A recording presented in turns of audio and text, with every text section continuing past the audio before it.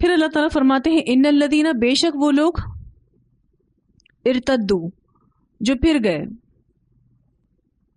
جو راہ ارتداد اختیار کر گئے، مرتد ہو گئے، علی ادبارہم، اپنی پیٹھوں پر، من بعد ما، بعد اس کے جو، تبینہ، واضح ہو گئی، لہم الہدا، ان کے لیے ہدایت، الشیطان سول لہم، شیطان نے آسان کر دیا ان کے لیے. دین کی بات سمجھ آنے لگی تھی لیکن پھر سے مرتد ہو گئے، اور یہ مرتد ہونا شیطان نے آسان کر دیا ان کے لیے.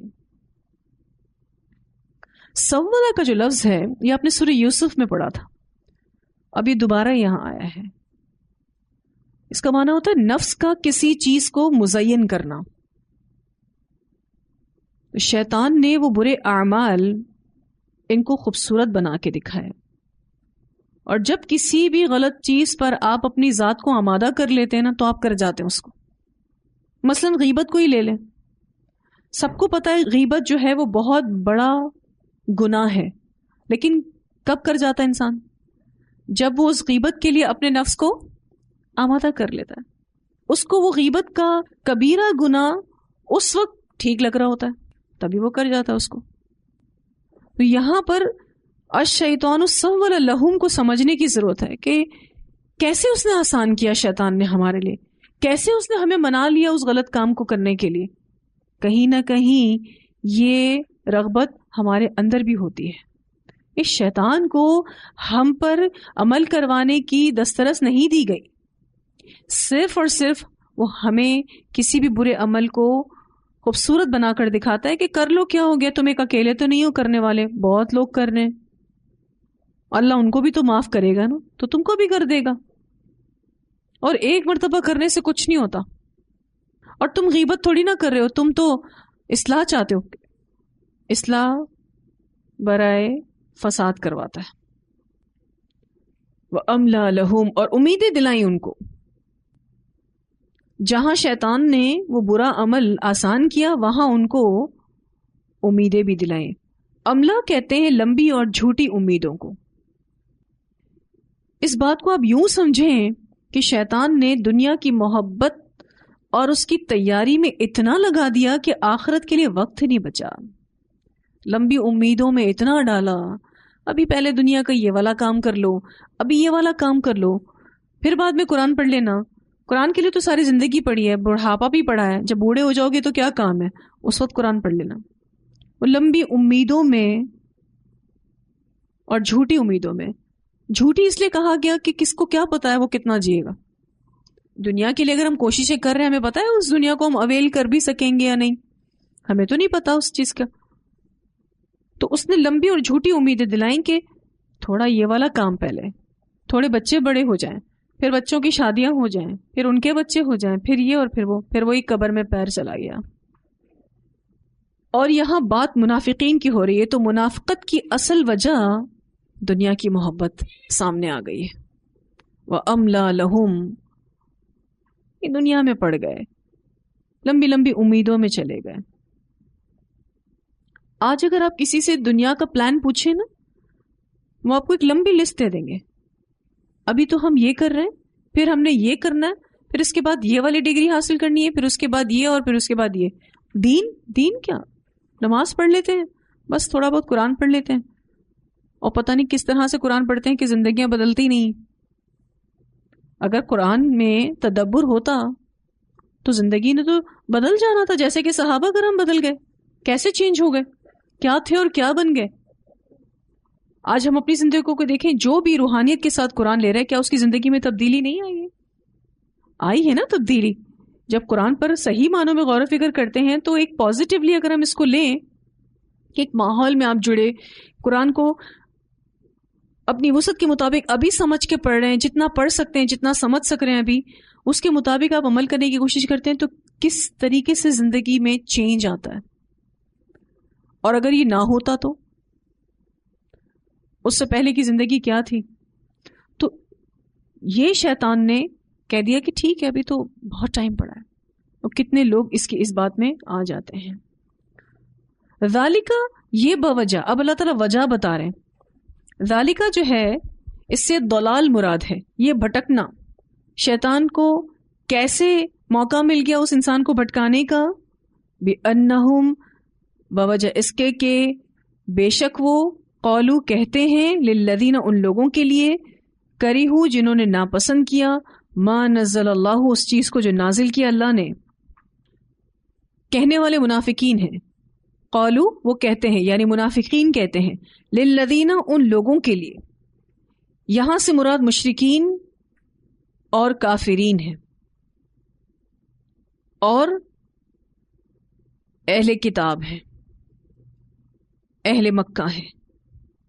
یہ منافقین جا کے اہل مکہ کو کہتے تھے یا اہل کتاب کو کہتے تھے، یا آپ یوں کہہ لیں کہ یہ منافقین مشرکین اور کافرین کو جا کر کہتے تھے. اور ان کی پہچان آپ دیکھیں کیسے بتائی گئی، کریہو ما نزل اللہ. یہ وہ لوگ ہیں جنہوں نے ناپسند کیا جو اللہ نے نازل کیا ہے، کیونکہ منافقین کو پسند نہیں تھا نا جو اللہ تعالیٰ نازل کر رہے تھے یعنی قرآن. مشرکین کو بھی پسند نہیں تھا. یہ منافقین کافروں اور مشرکوں کو جا کر کہتے تھے سنطیعکم فی بعض الامر، ان قریب ہم اطاعت کریں گے تمہاری بعض معاملات میں. کفار کو کہتے ہم تو تمہاری ہر بات مانیں گے. اگر مسلمانوں نے تمہارے ساتھ جنگ کی تو ہم تمہارا ساتھ دیں گے، پھر ہم مسلمانوں کا ساتھ نہیں دیں گے، پھر ہم تمہارا ساتھ دیں گے. تو اللہ تعالیٰ نے وجہ بتائی کہ شیطان نے ان کو کیوں بھٹکایا، کیونکہ یہ ایسی باتیں کرتے تھے. یہ جا کے کفار کو کہتے کہ ہم تو تمہارے ساتھ ہیں، ہم تمہاری بات مانیں گے، ہم مسلمان اگر جنگ کرنے کی کوشش کریں گے تمہارے ساتھ تو ہم تمہارا ساتھ دیں گے. واللہ یعلم اور اللہ جانتا ہے اسرارہم ان کے راز، ان کی نیتیں. اور ان کے راز اور ان کی نیتیں یہ تھیں کہ وہ مسلمانوں کے لیے دھوکے باز تھے اور یہودیوں کے جاسوس بنے ہوئے تھے. اللہ ان کے دلوں کے بھید کو جانتا ہے. تو جن لوگوں کی زندگی میں کوئی اصول نہ ہو وہ قابل اعتبار نہیں ہوتے، جیسے کہ یہ منافقین تھے. ان کا کوئی بھروسہ نہیں ہوتا تھا کہ یہ کب پھر جائیں، کب ادھر ادھر ہو جائیں. منافقت بہت ہی زیادہ ڈرانے والی چیز ہے. نبی اکرم صلی اللہ علیہ وسلم کے ایک صحابی تھے حذیفہ بن یمان رضی اللہ تعالیٰ عنہ، جن کو رازدار رسول بھی کہا جاتا تھا صلی اللہ علیہ وسلم. ان کو تمام منافقین کے نام پتہ تھے، لیکن آپ صلی اللہ علیہ وسلم نے ان کو منع کر دیا تھا کہ یہ اس کا ذکر کسی سے نہ کریں. ایک شخص نے حضرت حذیفہ سے کہا بے شک میں ڈرتا ہوں کہ کہیں میں منافق نہ ہو جاؤں. تو حضرت حذیفہ نے اس سے کہا کہ کیا تم تنہائی میں نماز پڑھتے ہو اور جب تم سے کوئی گناہ سرزد ہو جائے تو استغفار کرتے ہو؟ وہ بولا جی یہ تو میں کرتا ہوں، تنہائی میں عبادت بھی کرتا ہوں اور اگر کوئی غلطی ہو جائے تو استغفار بھی کرتا ہوں.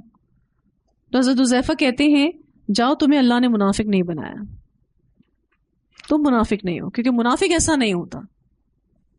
منافق تنہائی میں عبادت نہیں کرتا، اس سے کوئی غلطی ہو جائے تو وہ استغفار نہیں کرتا کیونکہ اس کے دل میں ایمان ہے ہی نہیں. اس نے تو صرف اور صرف ایک ظاہری لبادہ اوڑھ کے رکھا ہوا ہے مسلمان ہونے کا. تو منافقین کی نیتیں بہت خطرناک ہیں، وہ مسلمانوں کے لیے دھوکے باز ہیں. وہ جتنے بھی مشرکین ہیں کافر ہیں ان کے جاسوس ہیں. تو اللہ ان کے چھپے بھید جانتا ہے.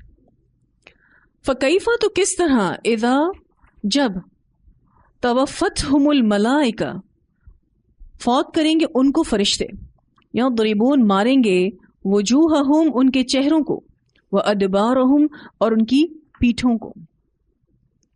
آج اگر یہ جہاد سے گریز کر رہے ہیں تو ان کی یہ راہ فرار ان کو موت سے تو نہیں بچائے گی، موت تو آنی ہے. اور جب موت آئے گی تو ایسی آئے گی کہ فرشتے ان کے چہروں اور ان کی پیٹھوں پر مار رہے ہوں گے. یہ منافقین کے لیے کتنی زیادہ خطرناک آیت ہے. یہ آیت بھی عذاب قبر اور عذاب برزخ پر دلیل ہے. اس سے پہلے بھی ہم عذاب برزخ پر آیات پڑھ چکے ہیں.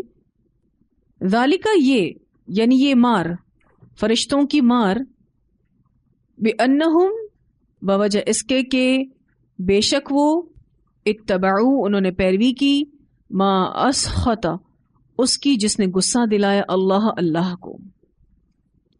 انہوں نے وہ کام کیے جو اللہ کو ناراض کرنے والے تھے. ان کو ایسی موت اس لیے ملے گی کہ انہوں نے اللہ کو ناراض کرنے والے کام کیے. وَكَرِهُ اور انہوں نے ناپسند کیا، رضوانہ اس کی رضا کو، انہوں نے ناپسند کیا اللہ کی رضا کو.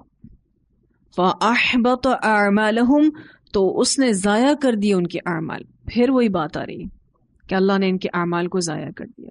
جو مسلمانوں کے ساتھ انہوں نے نمازیں پڑھی، جو روزے رکھے، جو مال خرچ کیا، سب کچھ ضائع. تو نیکی کرنا بہت مشکل کام ہے، لیکن اس سے مشکل کام اس نیکی کی حفاظت کرنا ہے. ام حسب الذین یا سمجھتے ہیں وہ لوگ فی قلوبہم جن کے دلوں میں مرض کوئی بیماری ہے. کیا یہ منافقین یہ سمجھتے ہیں اللن کہ ہرگز نہیں یخرجا نکالے گا اللہ تعالی ادغانہم ان کے کینے. یہ منافقین یہ سمجھتے ہیں کہ اللہ تعالی ان کے دل میں جو ہے اس کو ظاہر نہیں کرے گا. ان منافقین کے دل میں کفار اور یہودیوں کے لیے ہمدردیاں تھیں. اسلام کے خلاف جو وفاداریاں ہیں، مسلمانوں کے لیے جو کینہ ہے،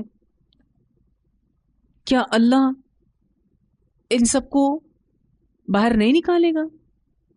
کیا ان سب چیزوں سے مسلمانوں کو خبردار نہیں کرے گا؟ منافقین تو یہ سمجھتے تھے جو کچھ ہمارے دل میں ہے اللہ اس کو ظاہر نہیں کرے گا.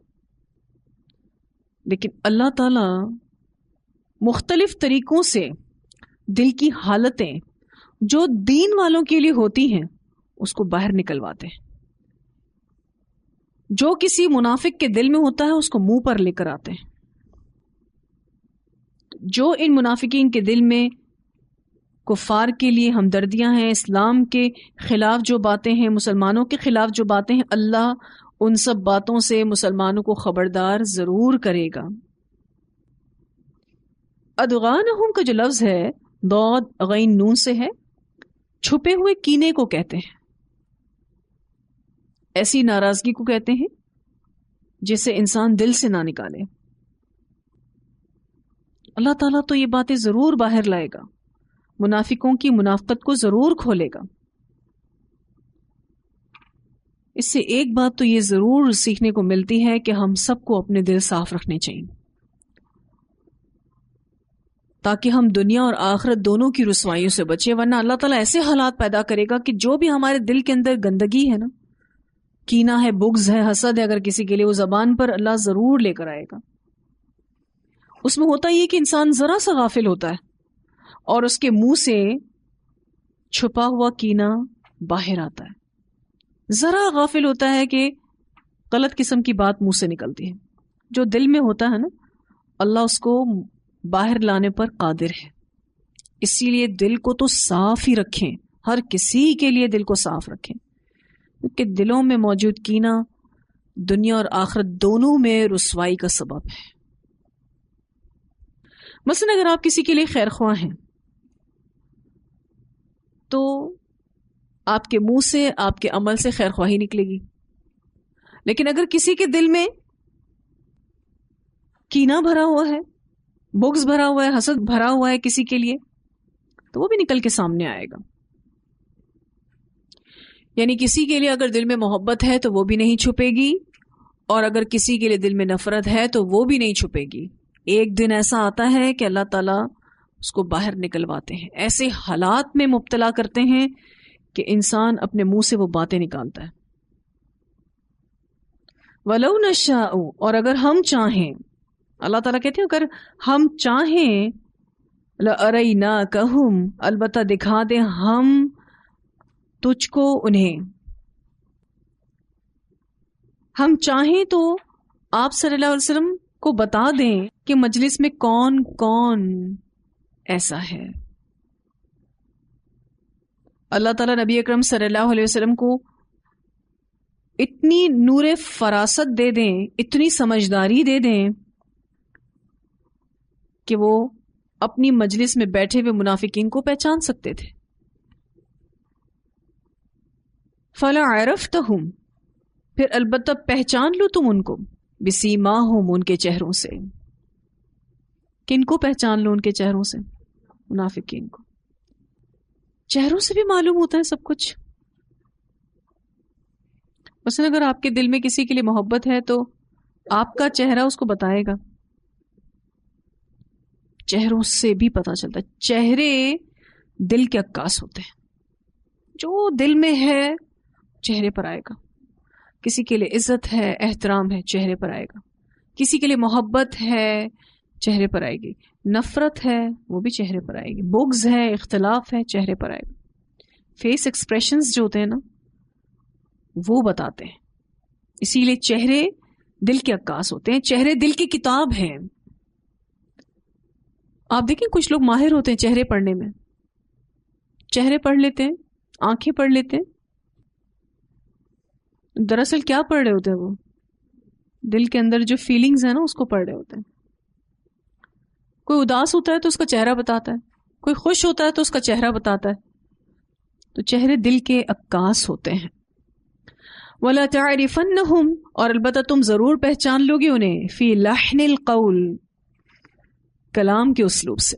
منافقین کے بات کرنے کے طریقے سے تم ان کو پہچان لو گے. ایک تو تم ان کو ان کے چہروں سے پہچان لو گے، اور دوسرا ان کے بات کرنے کے طریقے سے پہچان لو گے. ان کے لہجے سے، ان کے انداز سے پتہ چل جائے گا کہ وہ منافق ہیں. تو انسان کی گفتگو، اس کا ایٹیٹیوڈ، اس کی نگاہیں، سب اس کے اندر کی خبر دیتے ہیں.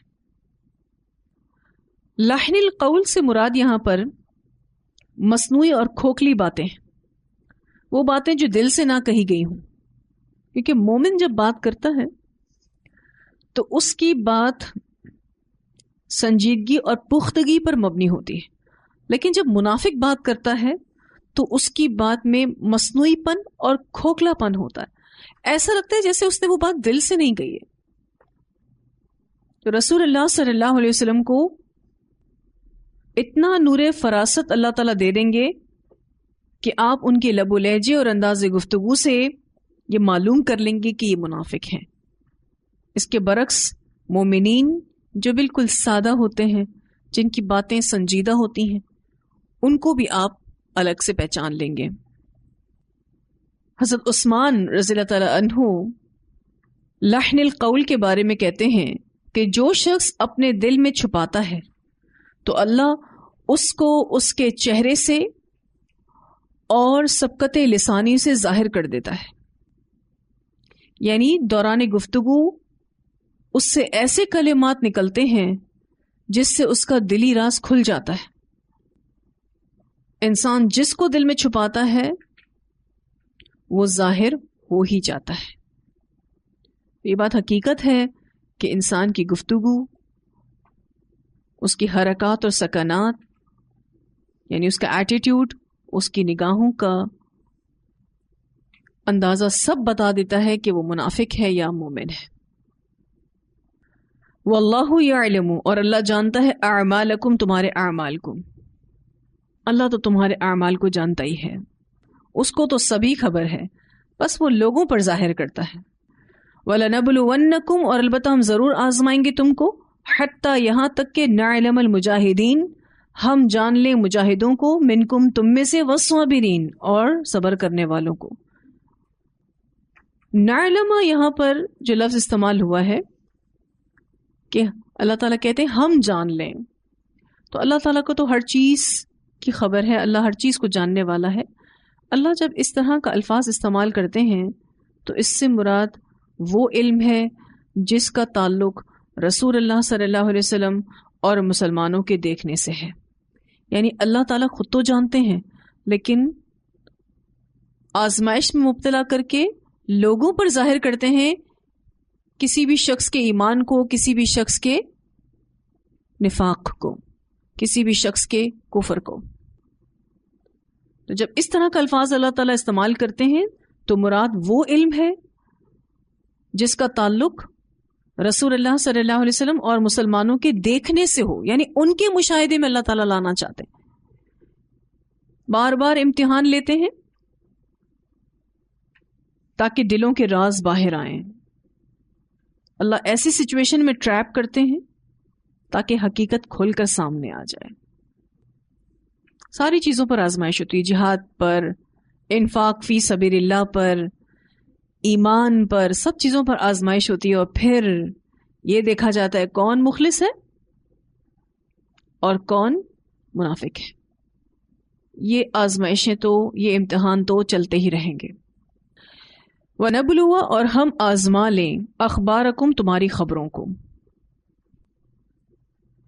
یعنی تمہارے اقوال اور اعمال سے متعلق خبریں ہم ظاہر کرتے رہیں گے تاکہ لوگوں کو بھی معلوم ہو کون ہمارے حکم کی تعمیل کر رہا ہے اور کون نہیں کر رہا. جیسے ہم نے سورۃ توبہ پڑھی تھی، اس میں جنگ تبوک کا ذکر پڑا تھا، منافقین کا حال کھولا تھا نا اللہ تعالیٰ نے اس میں. تو اللہ تعالیٰ یہ اقوال اور اعمال کے متعلق خبریں لاتا ہی رہے گا. ان الذین بے شک وہ لوگ کفروا جنہوں نے کفر کیا، وصدوا اور انہوں نے روکا، عن سبیل اللہ اللہ کے راستے سے. الذین کفروا وصدوا عن سبیل اللہ سے مراد منافقین بھی ہیں اور کفار بھی ہیں. وشاقوا اور انہوں نے مخالفت کی الرسول رسول کی، من بعد ما تبین لہم الہدی اس کے بعد کہ واضح ہو چکی ان کے لیے ہدایت. لہم سے مراد منافقین ہیں کہ انہوں نے رسول اللہ صلی اللہ علیہ وسلم کی مخالفت کی اس کے بعد کہ ان پر ہدایت واضح ہو چکی تھی. شاقو کا جو لفظ ہے اس سے مراد انہوں نے اسلام سے روکا، انہوں نے رسول اللہ صلی اللہ علیہ وسلم کی اتباع سے روکا، حق سامنے آنے پر بھی مخالفت کی. تو انہوں نے مخالفت کی رسول اللہ صلی اللہ علیہ وسلم کی من بعد ما تبین لہم الہدی اس کے بعد کہ واضح ہو چکی ان کے لیے ہدایت. لن ہرگز نہیں، یضر اللہ شیئا نقصان پہنچا سکتے اللہ کو کچھ بھی، وسیحبط اعمالہم اور عنقریب وہ ضائع کرے گا ان کے اعمال، اللہ ان کے اعمال کو ضائع کر دے گا. اللہ کو کچھ نقصان نہیں پہنچا سکتے اور اللہ ان کے اعمال کو ضائع کر دے گا. دوبارہ سے وہی بات آ رہی ہے، وہی ساری مراد کے کافروں کے سارے نیک اعمال، ان کی سب خدمات ضائع ہو جائیں گی، ان کی تمام عبادتیں ضائع ہو جائیں گی، اور دین اسلام اور رسول اللہ صلی اللہ علیہ وسلم کے خلاف جو سازشیں ہیں وہ بھی ناکام بنا دی جائیں گی. وَسَيُحْبِطُ أَعْمَالَهُمْ جو بھی وہ سازشیں کرتے ہیں اسلام کے خلاف اللہ اس کو ناکام کر دے گا، ضائع کر دے گا. تلاوت سنتے ہیں آیات کی. ان الذين ارتدوا على ادبارهم من بعد ما تبين لهم الهدى الشيطان سول لهم واملى لهم ذلك بانهم قالوا للذين كرهوا ما نزل الله سنطيعكم في بعض الأمر والله يعلم إسرارهم فكيف إذا توفتهم الملائكة يضربون وجوههم وأدبارهم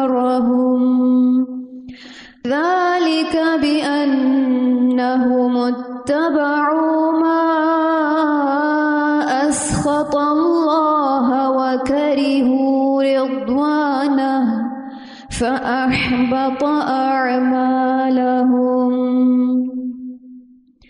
أم حسب الذين في قلوبهم مرض أن لن يخرج الله أضغانهم ولو نشاء لأريناكهم فلعرفتهم بسيماهم ولتعرفنهم في لحن القول والله يعلم أعمالكم ولنبلونكم حتى نعلم المجاهدين منكم والصابرين ولنبلونكم حتى نعلم المجاهدين منكم والصابرين ونبلو أخباركم إن الذين كفروا وصدوا عن سبيل الله وشاقوا الرسول من بعد ما